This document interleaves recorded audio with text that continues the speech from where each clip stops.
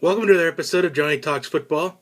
Today I will go over a Week 9 recap, make my rankings, and my Week 10 predictions. So let's get started with Week 9's recap. We had an okay week this week. The biggest shocker of the week was Stanford almost losing to Washington State. Stanford probably should have lost the game, but Washington State just could not capitalize in the red zone. Truthfully, they had 5 opportunities in the red zone to set up for field goals each time.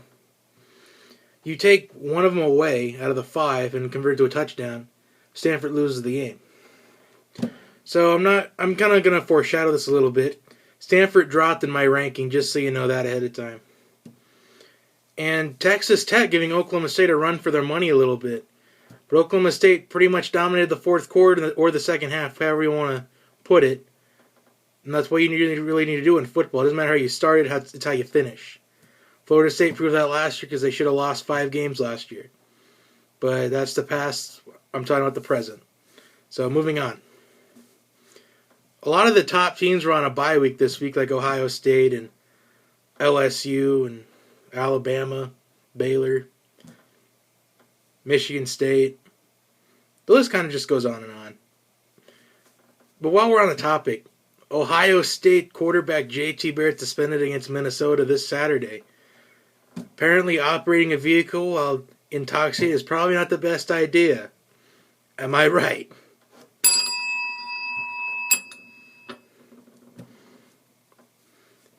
Anyway, let's just get to my rankings. Number 1, Ohio State. Of course. 2, I have Clemson. Clemson's had some convincing wins lately. So that's kind of why they're up at second. Maybe if they beat Florida State convincingly and Ohio State kind of struggles against Minnesota, Clemson might be number 1 in my rankings next week, but we'll see. Number 3, I have LSU. And maybe if they beat Alabama convincingly this week, they could be number 1. I really don't know what my rankings are going to be next week because this Saturday hasn't happened yet. Number 4, it's another toss between Baylor and TCU. I just put Baylor just because of what the resume would kind of look like. Even though Baylor gave up 30-some points in West Virginia and TCU only allowed 10, it was just kind of that whole Texas Tech thing was kind of the difference in it. Because TCU almost lost to Minnesota, who's been looking weak lately, and almost lost Texas Tech. And yeah, I'm sure Baylor could probably blow out Minnesota right now. So that's kind of what it had to do with. Meanwhile, my first 4 out, 5 TCU, 6 Alabama, 7 Michigan State, and 8 Iowa. Now, the following 4 out, it's kind of interesting because these teams could probably make some noise a little bit. At number 9, Oklahoma State. Maybe if Oklahoma State beats TCU convincingly, they can go into the top 4. I don't know. Who knows? Number 10, Notre Dame. Now, I did say a couple weeks ago after they lost to Clemson, they'd be out of the playoff picture. And truthfully, they pretty much are, because it's only a 4-team playoff. If it was an 8-team playoff, I'd say they still have a chance. But in order for Notre Dame to make the playoff still, they'd have to have a lot happen. They'd have to have Clemson lose twice. Ohio State probably lose to Michigan. LSU and Alabama both got to lose once each. And the winner of Baylor and TCU has to lose one time. Yeah, Notre Dame will probably not make the playoff. I'm sorry, Irish fans. I'm sorry. Now, 11 is Stanford. Now, I just said about 2 minutes ago in the video that Stanford was going to drop down in the ranking. So they're number 11. Again, they should have lost against Washington State. Washington State just couldn't take advantage of the red zone opportunities. And finally, number 12 is Florida.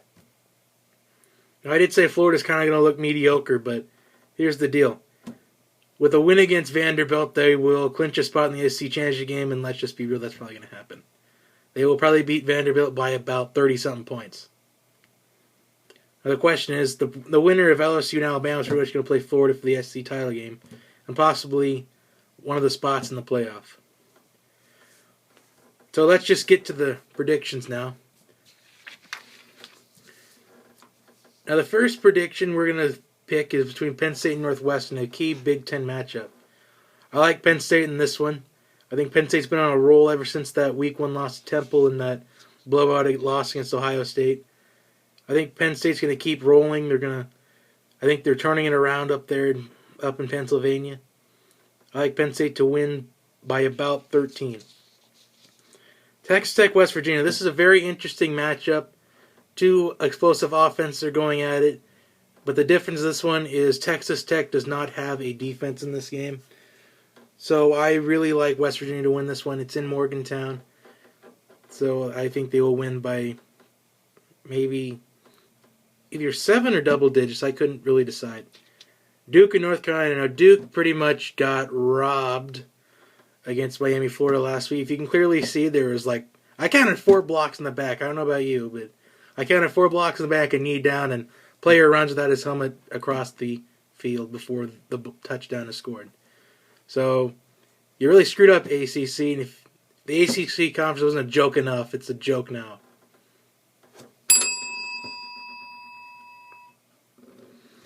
Anyway, I like North Carolina to win this one. I just think I think they've kind of improved a lot since the Week 1 South Carolina loss.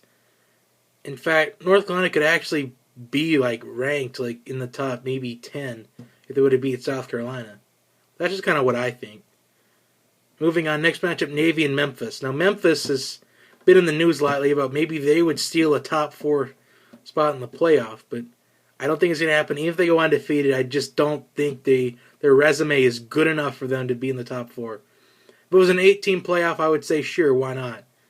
Even a 10-team playoff, I'd say, yeah, sure. But I think Memphis is going to win this one, but it's not going to be a big one because Navy's triple option is pretty good, especially with Keenan Reynolds at quarterback.